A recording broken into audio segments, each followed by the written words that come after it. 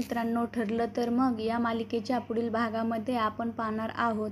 प्रतिभा ही देवी आईकडे प्रार्थना करते. देवी आई, तुझ्या कृपेने मला सर्व काही आठवू लागते, परंतु ज्या गोष्टीचा मला त्रास होतो ती गोष्ट का आठवत नाही आणि समोर दिसणाऱ्या दृश्याचा अर्थ लागत नाही, असे देवी आईकडे प्रार्थना करू लागते. तर तिकडे आपण पाहतो साक्षी मैपतला बोलते, जेव्हापासून सचिन हा त्या सुभेदाराच्या बहिणीला पाहिल्यानंतर घाबरला ना, तो तिथून पळून गेला, तेव्हापासून मला असे वाटते की माझ्या हातातून सर्व काही निसटून जात आहे. तेव्हा मैपत बोलतो, असे कसे निसटून जाईल? तुझा बाप जिवंत आहे.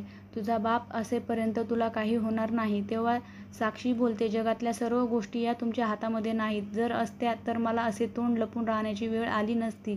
तर तिकडे आपण पाहतो अर्जुन हा सायलीला बोलतो, मैनावती ही सदाने जे काही माहिती सांगितले ते अतिशय आश्चर्यचकित आहे.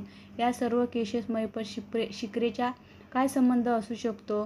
तेव्हा सायली बोलते, हे आपल्याला शोधून काढावेच लागेल. आणि अर्जुन हा तिला बोलतो, मग आपल्या त्या महिलेला भेटायला जावे लागेल, ज्या महिलेकडे सदा आणि मैनावती आपल्या मुलाला सांभाळायला दिले होते. तर तिकडे पुढे येणाऱ्या भागामध्ये अर्जुन आणि सायली कशाप्रकारे सदाशिव लोखंडे आणि मैनावती लोखंडे यांची मुलगी ही प्रिया असल्याचे शोधून काढणार, हे पाहणे अतिशय रंजक ठरणार आहे.